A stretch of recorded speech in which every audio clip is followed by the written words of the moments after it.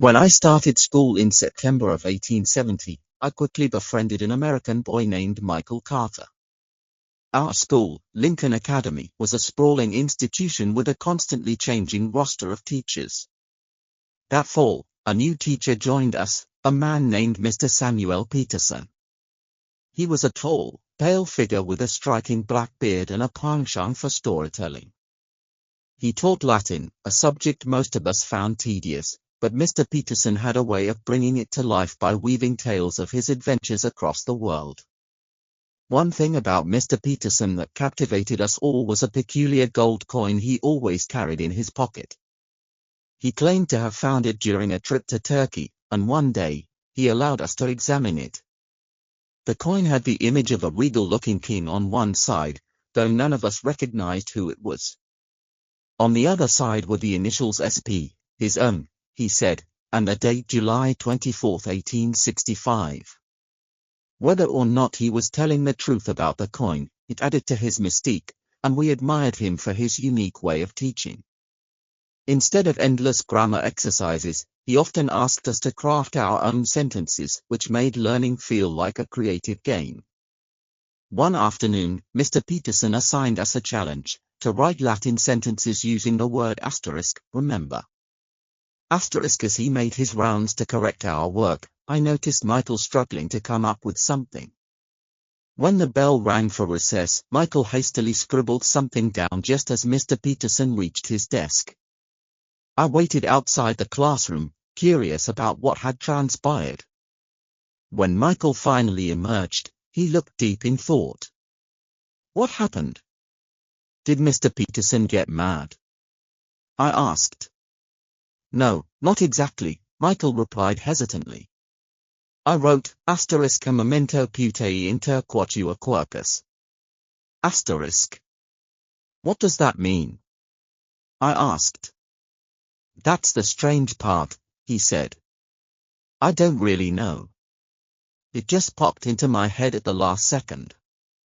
I think it means, asterisk, remember the well among the four oaks. Asterisk. When Mr. Peterson read it, he froze for a long time. Then he asked me a lot of questions about my family and where I lived. After that, he let me go. The whole incident puzzled us, but we soon forgot about it when Michael caught a cold and stayed home for a week. A month later, however, something eerie happened during another Latin lesson. This time, we wrote our sentences on slips of paper which Mr. Peterson collected. As he read through them, his face suddenly turned white, and he gasped audibly.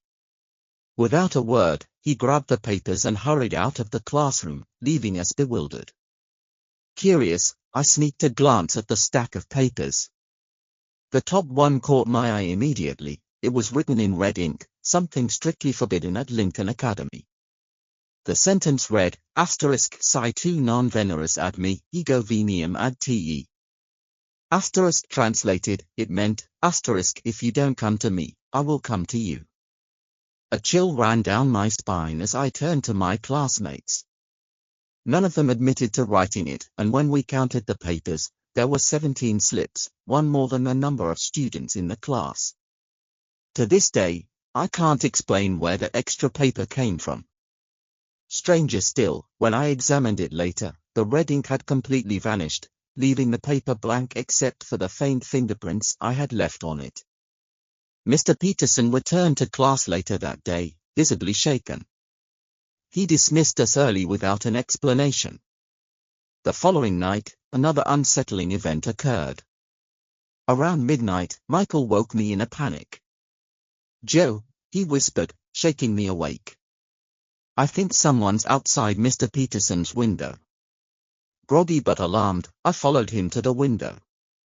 The night was dark and still, but Michael swore he had seen a tall, gaunt figure standing just outside our teacher's room. He wasn't normal, Michael insisted. He looked like a ghost or something. He motioned for Mr. Peterson to follow him. Then he just vanished. We watched the window for hours but saw nothing more. The next morning, however, the entire school was abuzz with news. Mr. Peterson had disappeared. His room was empty, and no one knew where he had gone. He never returned, and the mystery of his departure remained unsolved. Michael and I decided to keep quiet about what we had seen. For months, life went on as usual, until about a year later, when an old friend of mine, Edward Baker, visited me in New York. One evening, Edward shared a peculiar story over dinner. "My host in Virginia," he began, "showed me something strange he found while renovating his garden. In a patch surrounded by 4 oak trees, they unearthed an old well. At the bottom, they discovered 2 skeletons, one clutching the other tightly." Edward paused dramatically before continuing. "In the pocket of one skeleton, they found this." He reached into his bag and pulled out a gold coin. My heart nearly stopped as I recognized it, the same coin Mr. Peterson had shown us, with the date July 24, 1865, engraved on the back.